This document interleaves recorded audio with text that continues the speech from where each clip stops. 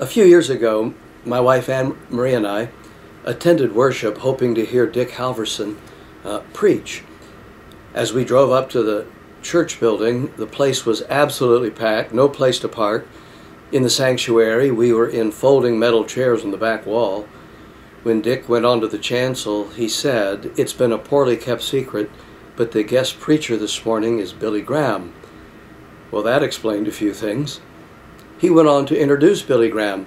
If you were going to introduce Billy, what would you say? You might say he has written many books, he has preached to millions, he has been pastor to many presidents, kind of the standard introduction, but that is not what Dick said. He said, when Billy Graham was a young man, he was a brilliant preacher to huge crowds.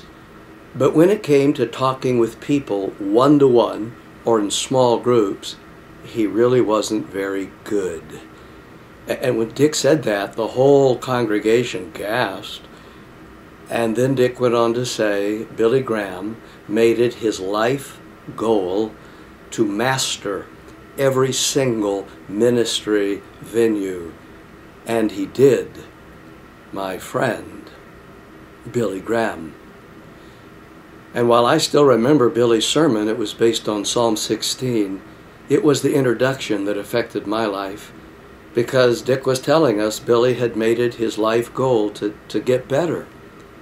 Do you want to grow better in your own soul care, in your leadership capacity, so that you might value people, that you might accomplish vision more fruitfully?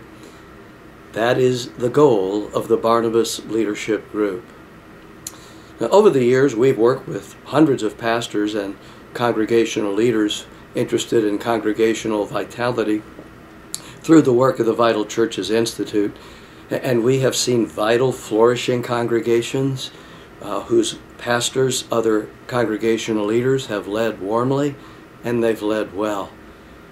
We've also seen congregations that you might say have been treading water, and because of coping with difficult people or just handling all the demands coming, leadership has simply been more difficult. You know, the Barnabas Leadership community is a learning community. Those of us who went to seminary have typically received little leadership development in that particular environment. We simply had other things to focus on. But when I talk about leading, I mean developing group consensus, motivation, persuasion, guiding a group to develop group goals, what it means to develop teams, to develop other people as leaders, to value people. You see, exemplary leaders have simply learned on the job. You might say they have grown better over the years, and instead of just simply growing older.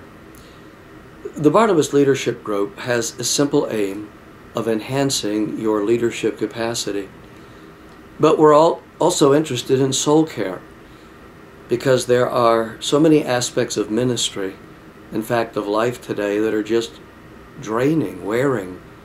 And it's through the encounter and experience of the Lord who loves us that we are refreshed, and we can be much more the serving leaders our Lord would have us to be.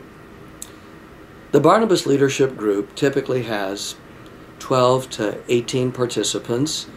We typically meet 3 times a year from a noon to a noon, simply an overnight there.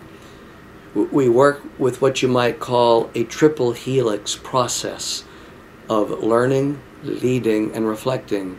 Learning because there is so much to learn about leadership.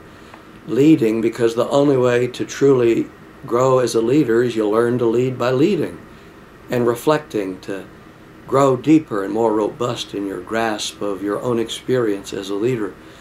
Barnabas Leadership Groups are for everyone who has the heart and the humility to grow in soul care and leadership capacity, even if you already have a fairly good grasp of these things.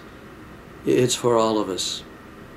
You know that our Lord invites you to grow in your soul care, to grow in your leadership capacity, that you might serve your Lord more fruitfully. And I would invite you to be a part of a Barnabas leadership group, or to start one. And for more information, we invite you to contact us. We'll help you get started.